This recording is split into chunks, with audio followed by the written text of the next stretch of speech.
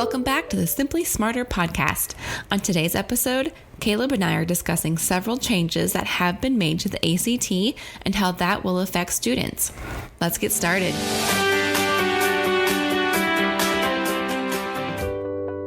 Hey everybody, guess who's here? It's me, Caleb.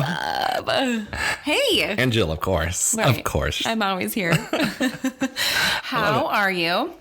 Not too bad. Good. Just, living the dream. You were living the dream last week. Last week I was. Tell everybody where you were. All right, so this is the fun thing. The week before, so 2 weeks ago, I was diagnosed with pneumonia. Oh, that's horrible. But the good news is I got to recover on the beach and at poolside in Mexico. Yeah, rough life over here. Oh, man. Rough life. Oh, man.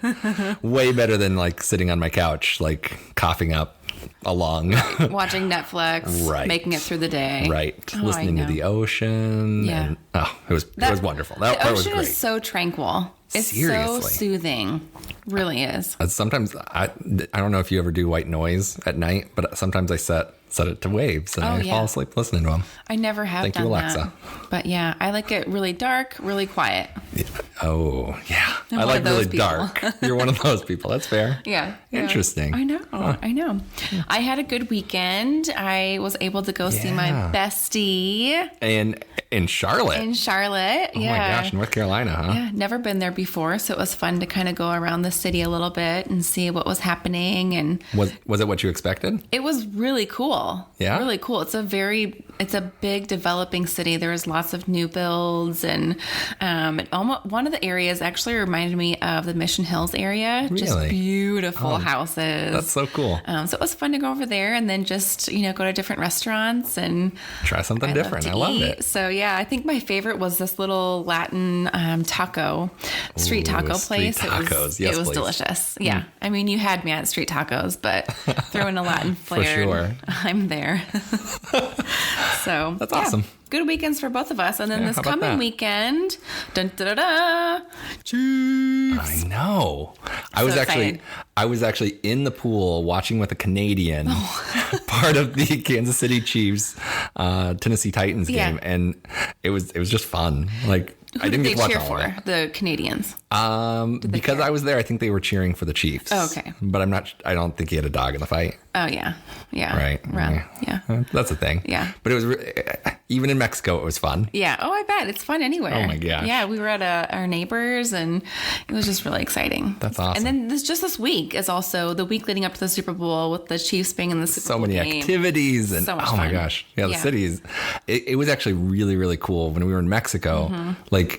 Chiefs fans are everywhere. Yes. Because I saw so much red and so much KC even down there. And people love the city. Yeah. I love the city. I do too. It's a great city. Such a great place to live. It is. So yeah, our kids have, maybe not our preschooler, but the middle kids and older kids, Kate and Sam, for their elementary school, they have different themes every day this week. So that's today fun. was crazy hair day, like Patrick Mahomes. Oh, I love that. So that's fun. And of course, wear Red Friday. What else do they have? Just KC gear. Oh, nice. I think yesterday was wear red as well. So yeah, just different fun things, gearing them up and getting their energy all excited too. So high energy everywhere. That is awesome. Yeah. I'm so excited for this weekend. Me too. Where are you going to watch the game? I have no idea yet. We just got back and I haven't thought that far ahead and I should have. Yeah. I bet there's some really cool places to watch. Oh yeah. Around the area. There are watch parties everywhere. Yeah. It's really cool. You should check it out. Check it out. Well, one other thing that we wanted to talk about and check out are changes to the ACT. They're coming, aren't they? Yes. Normally, it's very stable. They do not make a whole lot of changes, which is why we promote the ACT over the SAT primarily. However, They did roll out last month that in the coming months they're going to make a few different changes. We're going to talk about 3 particularly. The first one being, which I think is actually the coolest, is going to help students the most. I think so. That you're able to retake specific sections of the ACT in particular. Yeah. So I really did horrible in that math section. Really blew it. Stinking math. Stinking math. Right. So I can retake that specific section. Yeah. So come September of 2020. So generally the class of 2021, this is not going to affect very much. But families with sophomores and younger, this is a huge change to the entire process.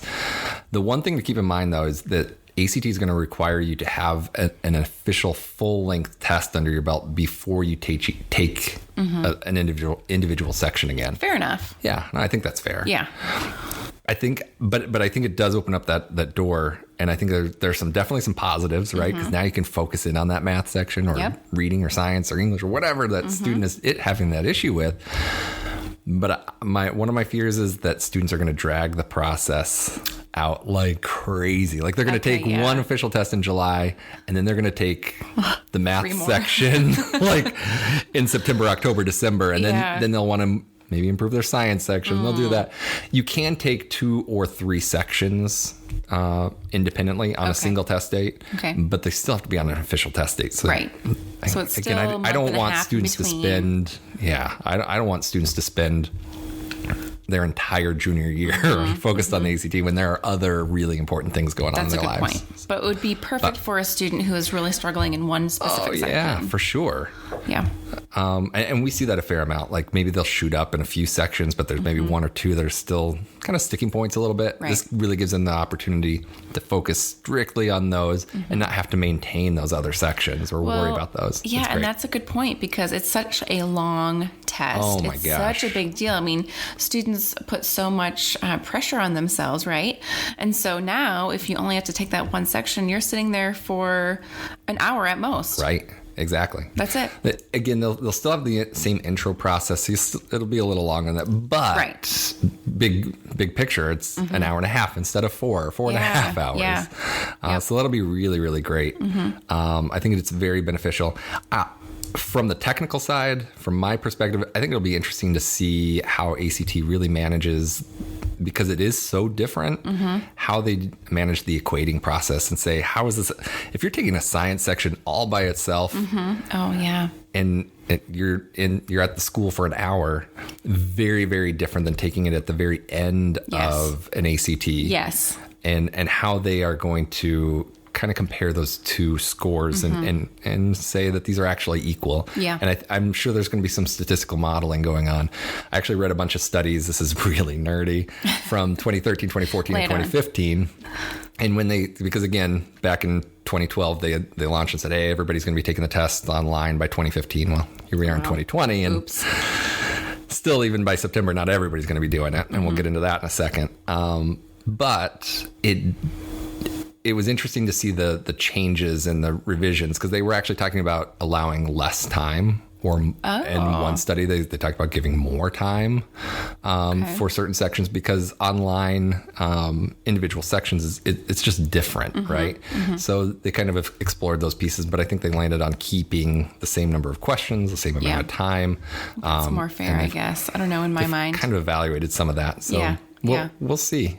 So overall, do you think this is going to be a really good move, neutral, or maybe not so great?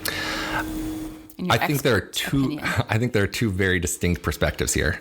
One is the student and family perspective, and I think it's a huge win for them. I'm really excited for our students to be able to have this opportunity. I do think that there could be some challenges and some students who go down the rabbit hole a little bit too much, but I think overall it's a huge win. Okay.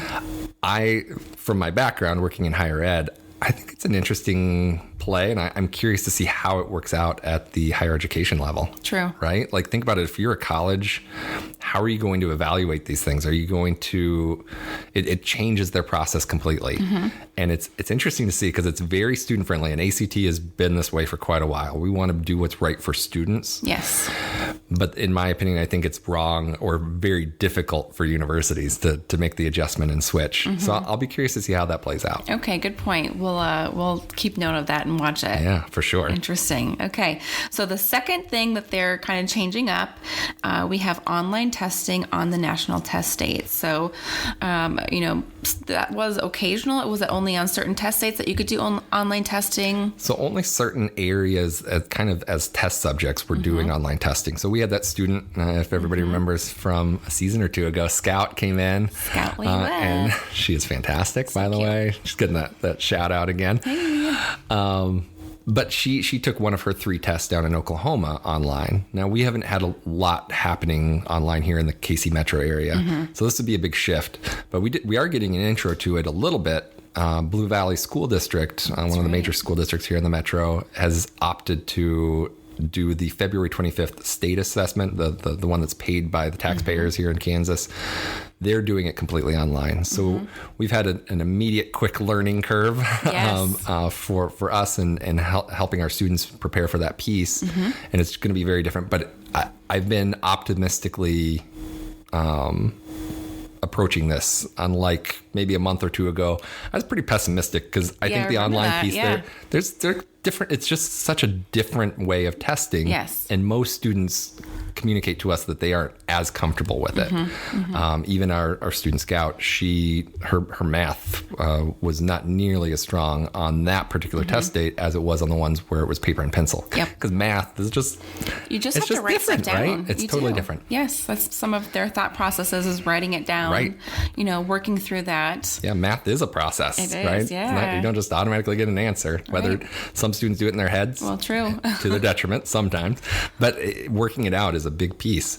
So it'll be interesting to see how it all plays out. But I've seen the current model. The ACT has changed their online format and the tools that are available, and it's much more seamless than it was when I looked at it previously. I was terrified of it coming because I just thought that the format and the platform was terrible, to be honest.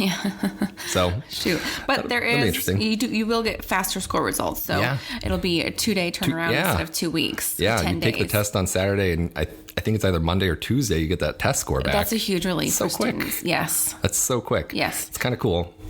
It's also important to note that when you're doing it online, you're going to get those scores back immediately. But it's also the only way you can do individual sections, like we talked about before, is going to be online. Yep. So you kind of get used to that a little bit if you're taking an online test. Right.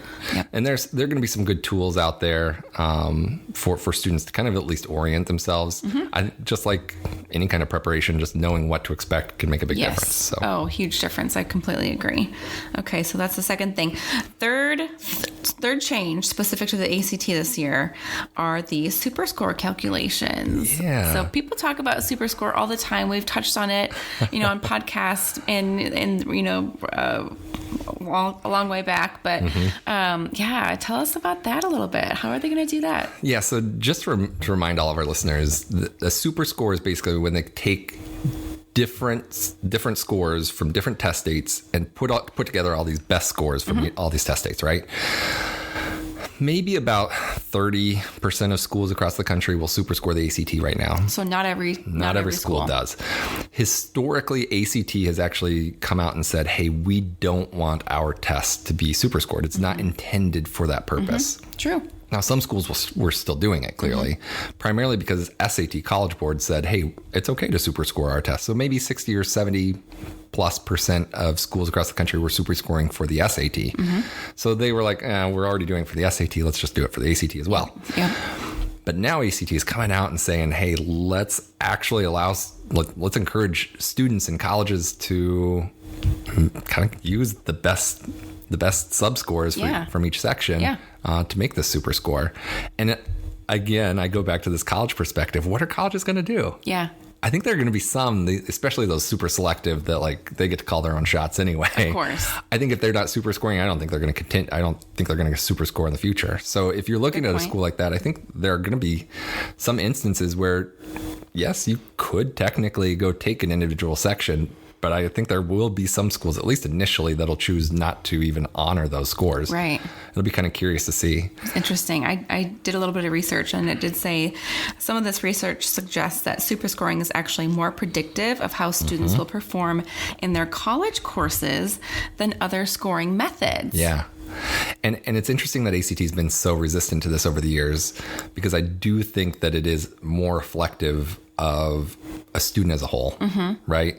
There are some schools. I have a student who has been looking at TCU and at Clemson, and those two schools in particular actually encourage their students to continue pushing forward because they see that persistence. They see that that idea of like, I still want to pursue excellence as a good indicator of actually doing well at their school. Yes, yeah. So not necessarily like their score is maybe going up a touch after they've taken it 2 or 3 times, but they're still pursuing that piece. Yep. Now that's not right for most schools, but there are certain instances that where colleges are kind of looking at that piece too. Right, right. And there is a reality of it. I mean, we have students come in who want a 10 to 12 point increase, and that's a big jump. That's a big jump. Humongous. So, just because you can super score doesn't mean that you came in with an 18 and you're going to super score with a 28. Right. I mean, that is a possibility, sure.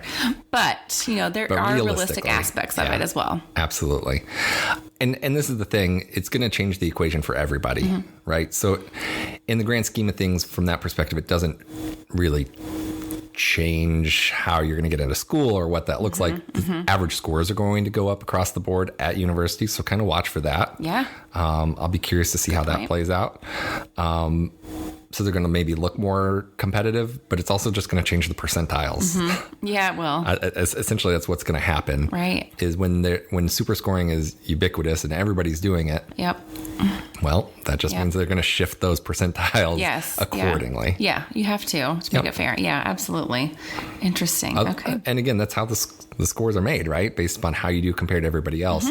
So that piece doesn't change. It's just the scoring model shifts a little bit. Right. So it'll be kind of fun to watch to see how it all plays out. And see how colleges adapt it.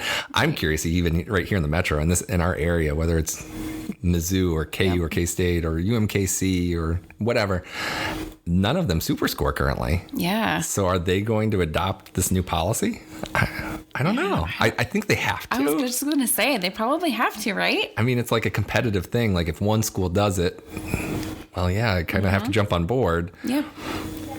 I haven't heard a peep from any institution locally. Maybe they'll talk about it this summer and see. You'd think that they'd have to jump out before then, though, right?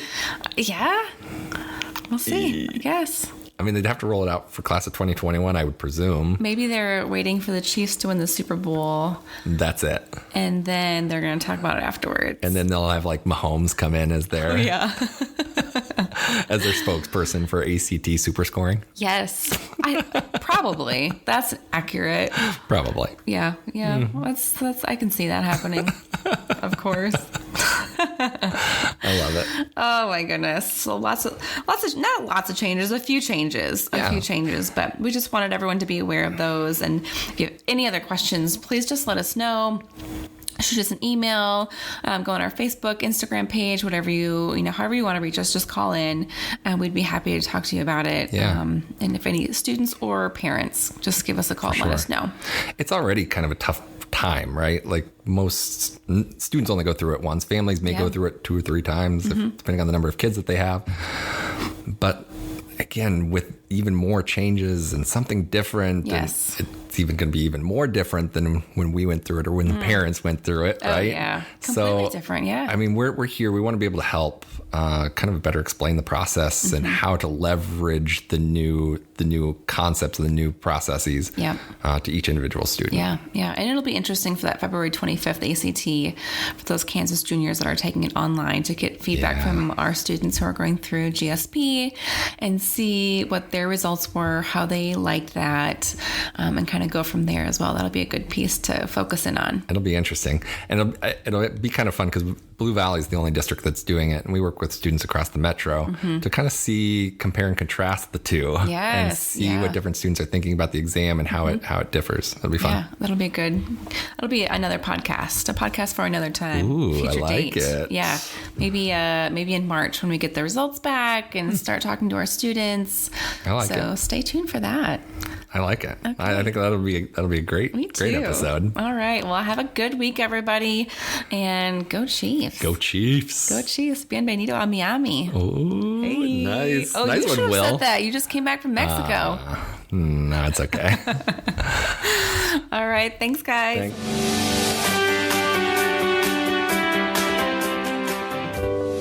High school can be tough. We'll help you navigate some of the areas you need help with, including the college preparation process, by providing advice for families. Every student is different and has a unique path. That's why we created this podcast. Our innovative and intentional approach builds confidence in the individual student. Listen each week to find out how students can score better on college placement tests with techniques and methods that build confidence, beat test anxiety, and identify strengths within each student. You're listening to Simply Smarter with hosts Caleb and Jill. Check out our blog at GetSmarterPrep.com for more college prep related topics.